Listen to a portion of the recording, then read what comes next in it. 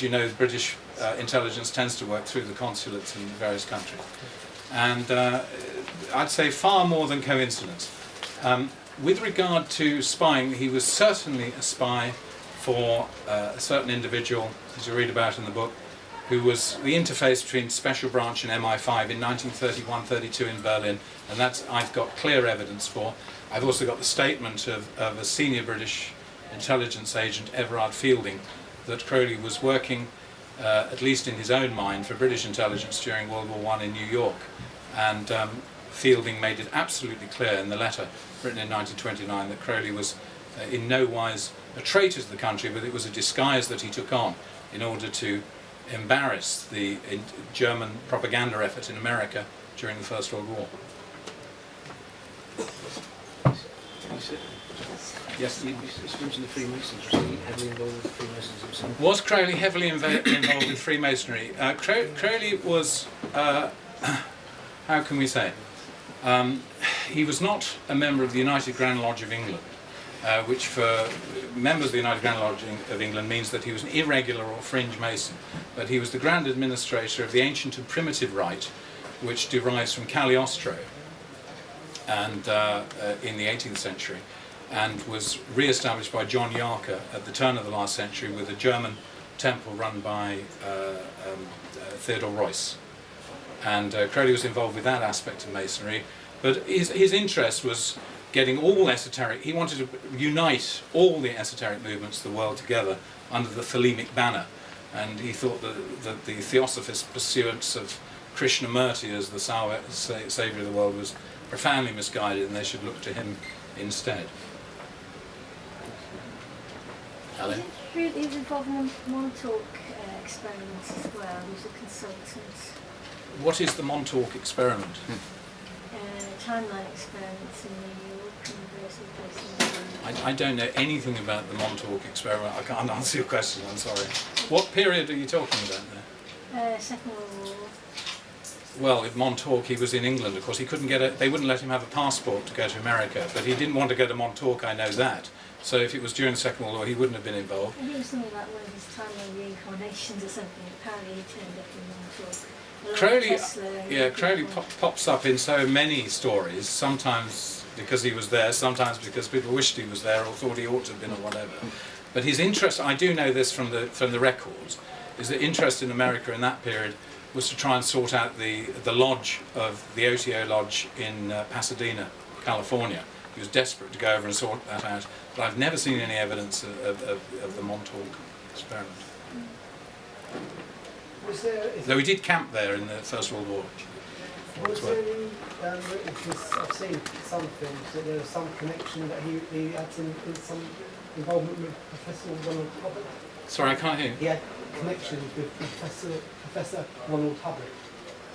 Professor Ronald Hubbard? Yeah, of the Scientology.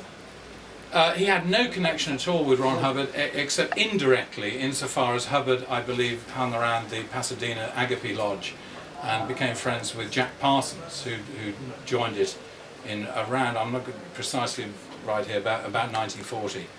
And but I mean, Hubbard, I think Crowley called Parsons a goat. I think he was probably referring to Hubbard as well. Hubbard later claimed that he was spying on Pasadena Lodge for American intelligence. Yeah. That's another story. Yeah. Crowley had no dealings with Hubbard whatsoever. Well, there's a couple of films which they wanted to base around Crowley, which like, things like Chemical Wedding. The Chemical Wedding film, as far as I'm concerned, is a fiction. It's fiction. From beginning to end. Because they actually said that in the actual some of the film they make that, they said he actually had to change the word to science fiction instead of Scientology, because they were actually worried that they would be sued by the Scientologists. Yeah, well, that's probably correct. Yeah, that's what I was just asking, because that part at the beginning of the film, where they mentioned that, and that's why I just wondered if that was true or... The Pasadena Lodge was investigated by the FBI, which gave Hubbard the excuse to say that he was part of that investigation. In fact, it was given, they cleared it as they said it's of no, it's not, what's the word I'm looking for, subversive character. They wrote it off as a love cut and called it Thelma, not Thelema.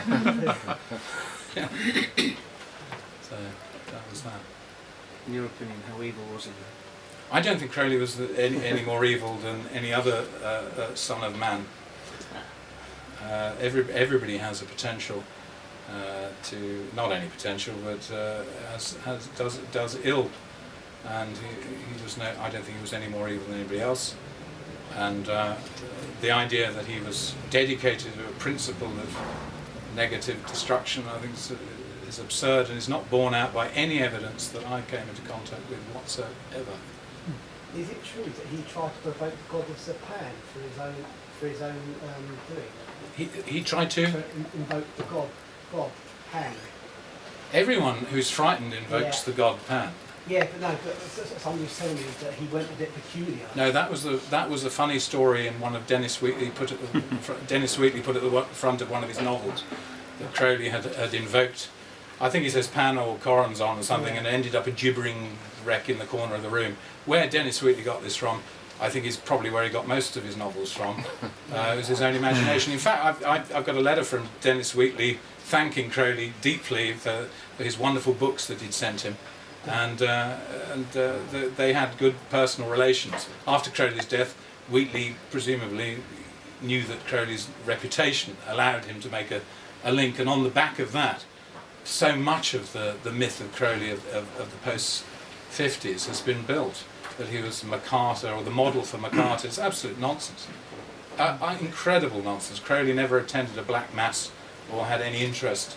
He regarded it as infantile to think about Satan as an object of worship in this context that Dennis Wheatley portrays his Christian evangelical novels.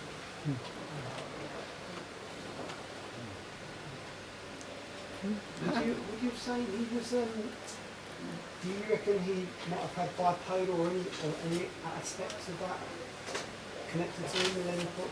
Crowley often wondered whether he was mad, but I think that's just a symptom of genius.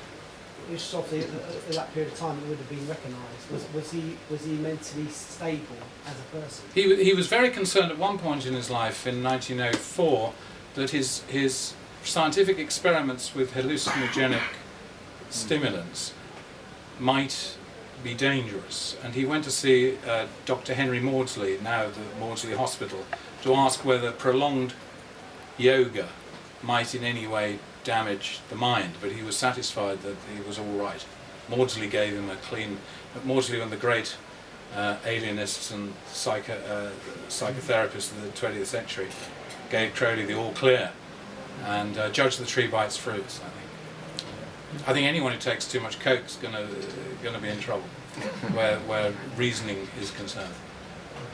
When you're writing the book, you're very disciplined, obviously, with your writing hours. How many hours a day did you work on this book? How many hours a day? Oh God, was I disciplined? Well, yes. I mean, obviously you're disciplined. But yeah, when I get going on a book, it's a marriage.